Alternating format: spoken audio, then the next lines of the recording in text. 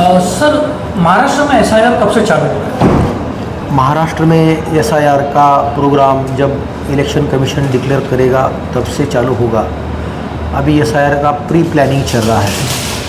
जो लोगों के नाम 2002 के मतदार यादी में है और जो लोगों के नाम 1/1/2026 के मतदार यादी में है, तो वो नाम हम ट्रेस पास कर रहे हैं। जिनका नाम 2002 के भी मतदार यादी में है और जिनका नाम 1/1/2026 के मतदार यादी में है, वो लोगों के नाम हम फाइंड आउट कर रहे हैं।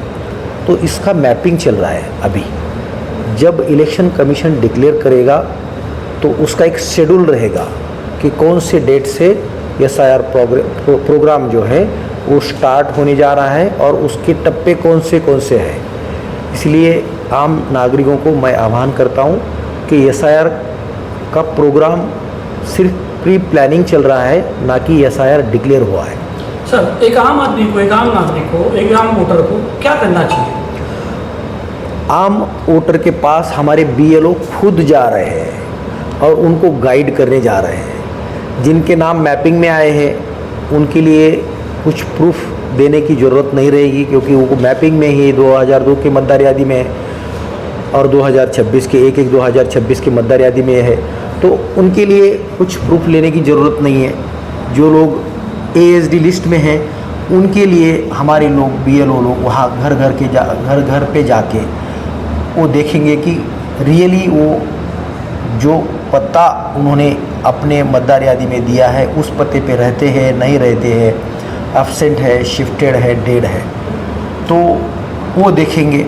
उसके लिए जवाब पंचनामा भी हो जाएगा और उसके लिए अर्धन्यायिक स्वरूप का यहाँ पे कामकाज भी हो जाएगा और उसके बाद में वो निर्णय हो जाएगा और ऑन द मेरिट निर्णय होगा।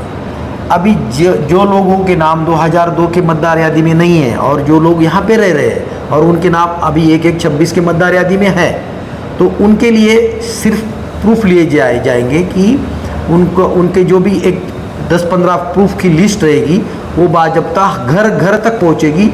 मैं तो ये बोलता हूँ कि हर एक वोटर तक पहुँचेगी, हमारा बीएलओ लेके जाएगा और उनके हाथ में कॉपी देगा कि ये आपको देना है और एक फॉर्म भी देगा उनको भरने के लिए, और वो पूरा फॉर्म उनके पास से भर के लेगा और वो फॉर्म भरने के लिए खुद बीएलओ उनको गाइडेंस भी करेगा।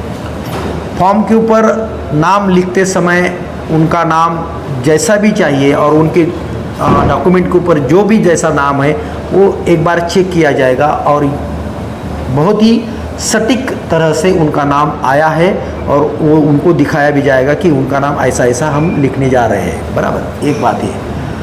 दूसरी बात, जिनके नाम में पहले फ़ोटो में कुछ दिक्कत है, ब्लर है, थोड़ा सा फेस कुछ चेंज हुआ है, और अगर इसके एक आधे आदमी को लगता है कि नहीं अभी मुझे और अच्छा फ़ोटो देना है, तो वो सब लोगों को मौका दिया जाएगा कि उनको फ़ोटो चेंज करें। तीसरी बात, जिनको ऐसा लगता है कि मेरा एज गलत लिखा गया है, तो प्रूफ ले लेंगे और सही एज जो है वो नोट करेंगे। बराबर। तीसरी बात, जो बोलेंगे कि हमारा नाम कुछ गलत लिखा गया है, काना, मात्रा, वेलंटी, उकार, बराबर, इसकी जो भी गलतियां हैं वो प्रूफ लेके जगह पे ही सॉल्व कर दी जाएगी। तो अच्छी तरह की मतदार यादी बने, इसके लिए सब तरह की कोशिश करेंगे हम। दूसरी बात ये कि किसी का भी नाम डिलीट विदाउट प्रूफ नहीं होने वाला है। सब तरीके का मौका देंगे हम। डिलीट, ये मतदार यादी जो बनाने जा रहे हैं वो डिलीशन के लिए नहीं बनाने जा रहे हैं। हम जो मतदार रियली मतदार है उनको ट्रेस पास करने के लिए, और यहाँ पे भी और जहाँ पे रहते हैं अगर पकड़ के चलो कि वो उनके नाम 2 मतदार यादी में है, एक अलग डिस्ट्रिक्ट के मतदार यादी में वो उनका नाम है और यहाँ पे भी मेरी मतदार यादी में भी उनका नाम है, तो उनको हम मौका देने वाले कि कहाँ का नाम रखने का है। उनका नाम ऐसा नहीं डिलीट करेंगे हम कि इस मतदार यादी की में का नाम मैं डिलीट करता हूँ, ऐसा नहीं। उनको मौका दिया जाएगा कि कहाँ का नाम डिलीट करने का है, अदर जगह का नाम डिलीट करने का यहाँ का नाम डिलीट करने का, और वो जहाँ का भी बोलेंगे वहाँ का नाम उनके कहने के तहत वो डिलीशन कर दिया जाएगा और उनका नाम सिर्फ एक मतदार यादी में ही रहेगा। As per their choice. अब तो सबमिटिंग का डॉक्यूमेंट। हाँ, आप नहीं सबमिट क्या, उसका नाम अगर 2002 के मतदार यादी में है, अगर पकड़ के चलो कि उनका नाम महाराष्ट्र में या भारत में किसी कौन सी जगह पे है, उन्होंने बोला कि 2002 की यादी भाग में कोल्हापुर में है नाम उनका, तो वो आदमी तो मैपिंग में आ गया और वो बोल हमारे भी मतदार यादी में उनका नाम है, तो वहाँ का डिलीट हो जाएगा और वो बोलेगी यहाँ पे रखने का है, यहाँ पे आ गया नाम उनका। 15 डॉक्यूमेंट्स आपने कहा, तो 15 डॉक्यूमेंट्स में कितने डॉक्यूमेंट्स लोगों को सबमिट करना होगा? आप ये लोग समझते हैं कि 15 के 15 देना? नहीं, ऐसी बात नहीं है। हाँ, सिर्फ हमने ऐसा बताया है कि ये इस 15 में से आपको देने हैं, और हमारे बीएलओ को अगर लगा है कि 2 डॉक्यूमेंट काफ़ी है कि वो उनका एड्रेस वहाँ पे समझ में आ गया है, तो उसके लिए एड्रेस प्रूफ के लिए 10 डॉक्यूमेंट क्यों लेंगे हम? बात खत्म हो गई। सर एक रूमर्स थी ज़्यादातर माइनॉरिटी कमीशन में, एक माइनॉरिटी में ज़्यादातर एक फेयर है कि इलेक्शन कमीशन हमारा वोट डिलीट करने आ रही माइनॉरिटीज़ का, इसमें आप बहुत अच्छा आपने सवाल पूछा है। सब लोग हमारे हैं, सब भारतवासी हमारे हैं, और ये मतदार यादी के ऊपर हम सबका अधिकार है, और हमारे लोगों के लिए काम कर रहे हैं, तो हमारे लोगों के नाम हम डिलीट कैसे करेंगे? क्योंकि वो भारत के नागरिक है और वोट उन्होंने, राज्य घटना ने उनको अधिकार दिया है। तो ये जो रूमर है वो गलत तरीका रूमर है, ऐसा रूमर आना नहीं चाहिए।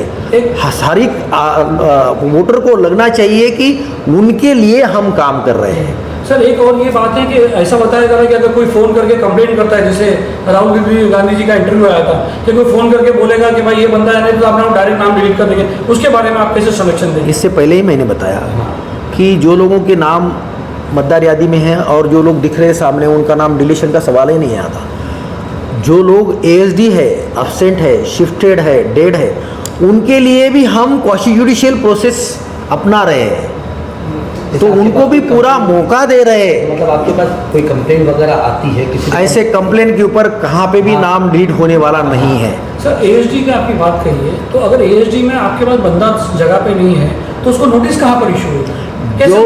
जो उन्होंने एड्रेस प्रूफ उनका हमारे मतदार यादी में दिया है, उस प्रूफ के ऊपर हमारे लोग जाके उनकी नोटिस दे देंगे, वहाँ पे चिपकाएंगे उनके घर के ऊपर, उसका जवाब होगा, पंचनामा होगा, मोहल्ले के साथ में बाजू को पड़ोस में रहने वाले लोग हैं उनको भी वहाँ पे बुलाया जाएगा कि सही यहाँ पे रहते थे, अगर अब कहाँ गए उनको ट्रेसपास भी करेंगे। अगर हमको पता चला कि वो अभी ये जगह पे रहते हैं और उनका अगर कॉन्टैक्ट नंबर मिल गया तो हमारे लोग कोऑर्डिनेट करने वाले हैं, कोऑपरेट करने वाले हैं। ये कोऑर्डिनेट और कोऑपरेशन का काम है, पूरी तरह से हमारे लोगों को हम संधि देने वाले हैं। सर काफ़ी सवाल है मेरा कि आपने जितनी सारी प्रक्रिया बताई उसमें बीएलए का बहुत इंपॉर्टेंट रोल है। बराबर है। तो क्या लगता है आपको? नहीं तो उसके हाथ में आर्बिट्री पावर आ गया है, ज़्यादा पावर हो गया है, वो कभी किसी से टसन निकाले या किसी पॉलिटिकल पार्टी से मिल जाए तो आम वोटर्स खतरे में आ सकता है, उसके लिए इलेक्शन कमीशन क्या कवर करेगी? बीएलए किसके हैं? हमारे हैं। सभी पॉलिटिकल पार्टी के बीएलए के लोगों को हम ले रहे हैं, सभी एनजीओ को लेके हम चल रहे हैं, ना किसी एक पॉलिटिकल पार्टी को ले रहे हैं बात साथ में।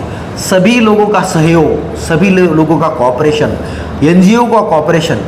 यहाँ कहाँ पे किसी भी एक पार्टी के बीएलए को नहीं बुला रहे हैं, सभी पार्टी के बीएलए को बुला रहे हैं, सभी पार्टी के बीएलए को हम एएसडी लिस्ट प्रोवाइड कर रहे हैं, सभी हरी की। और कोई कार्यकर्ता भी हमारे पास आएगा तो हम उसको एएसडी लिस्ट दे देंगे। हमारा काम बहुत ही पारदर्शक तरीके से चलने वाला है।